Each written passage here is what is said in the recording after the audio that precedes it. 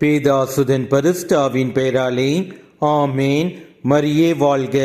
இன்றைய வார்த்தை, உங்கள் ஒளி மனிதர் முன் ஒளிர்க, அப்பொழுது அவர்கள் உங்கள் நற்செயல்களைக் கண்டு உங்கள் விண்ணக தந்தையை போற்றி புகழ்வார்கள்.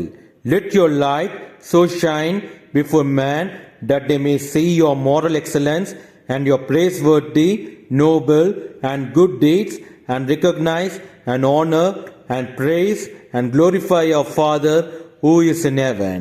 மத்தேயு நற்செய்தி அதிகாரம் 5 வசனம் 16. நம் கடவுள் இயேசு கிறிஸ்து கல்வாரி மலையில் இறக்கும் பொழுது அவரை சிலுவையில் அறைந்தவர்களை, இவர்களை மன்னியும் தந்தையே, இவர்கள் அறியாமல் செய்கின்றார்கள் என்று கூறி மன்னிப்பின் மேன்மையை நமக்கு கற்று தந்திருக்கின்றார். அவர் பிறர் மீது கொண்ட அன்பு எவ்வாறு சுயநலமில்லாமல் பிறர் செய்த துரோகத்தை மன்னிப்பதில் முன்மாதிரியாக இருந்தாதோ அவரை போல நாமும் வாழ வேண்டும்.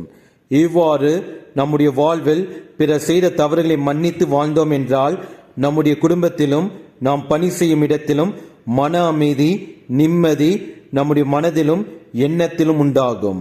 நம் கடவுள் இயேசு கிறிஸ்துவை போல பிறர் செய்த துரோகத்தை மன்னித்து அவரை போல நாம் ஒளி வீசும் மறு கிறிஸ்துவாக வாழுவோம்.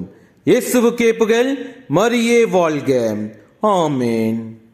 இயேசுவே எங்கள் குழந்தையே, காருமே அன்பு பாலனே, பாசத்தோடு அணைக்கும் தெய்வீக பாலனே. இயேசுவே எங்கள் குழந்தையே, காருமே அன்பு பாலனே, பாசத்தோடு அணைக்கும் தெய்வீக பாலனே. உம்மை நாடி வரும் பக்தர்கள் பல கோடி, உம்மை நாடி வரும் பக்தர்கள் பல கோடி, உம்மை வேண்டி வரும் எந்தன் துயர் துடைப்பாய், உம்மை வேண்டி வரும் எந்தன் துயர் துடைப்பாய்.